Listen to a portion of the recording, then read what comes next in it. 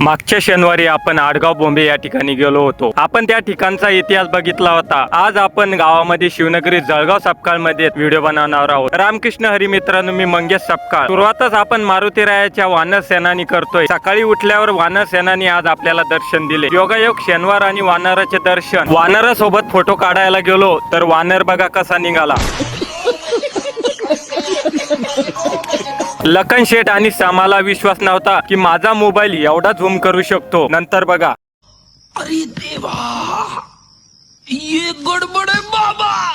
नंतर पटापट सर्वांनी सेल्फी काढून घेतली. शुरती वरद लखन मी समा. वरदला म्हणालो, तुझ्या दाताला क्लिप कुठं बसवले आहे? मग त्याच्याच तोंडून ऐका. ते दात पुढे आलते ना. दुपारच्या वेळेस पारावरती आलो तर सर्कस वाले आलेले होते. आज सर्कस आहे वाटतं. छत्रपती शिवाजी महाराजांच्या समोर आज सर्कर होणार आहे. विशालला एवढं हरभऱ्यावर झाडावर चढून दिलं की तो म्हणे आता ज्यूस पिऊन घ्या माझ्याकडून. ज्यूस होईल तोपर्यंत लाईक फॉलो करून घ्या बर का. कोणाकडून असलं की लय गोड लागतं बर का ज्यूस.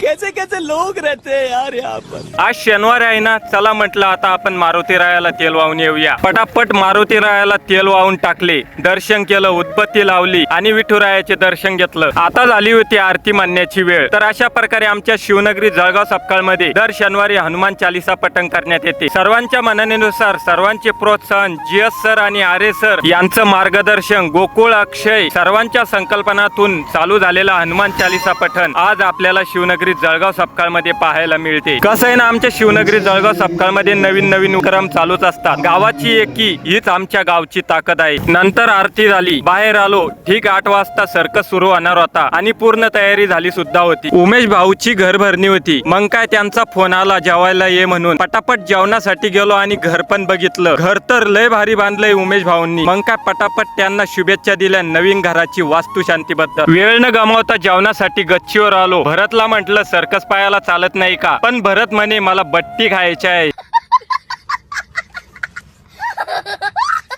मग आलो आम्ही पारावरती. आज सर्कस होता ना. सर्कस पाहण्यासाठी महिला मंडळ आणि पुरुष मंडळी एवढे आले होते की बसण्यासाठी सुद्धा जागा नव्हती. सर्कस म्हटलं तर जीवावरचा खेळ बर का. हात सोडून सायकल चालवणे, 3 मुलं सायकलवर घेऊन न हात लावता सायकल चालवणे ही त्यांच्या पोटासाठी केलेली धडपड आहे. चला मग, तुम्हाला व्हिडिओ आवडला तर व्हिडिओला लाईक फॉलो करत जा. चला पुन्हा भेटूया एका नवीन व्हिडिओ मध्ये. रामकृष्ण हरी.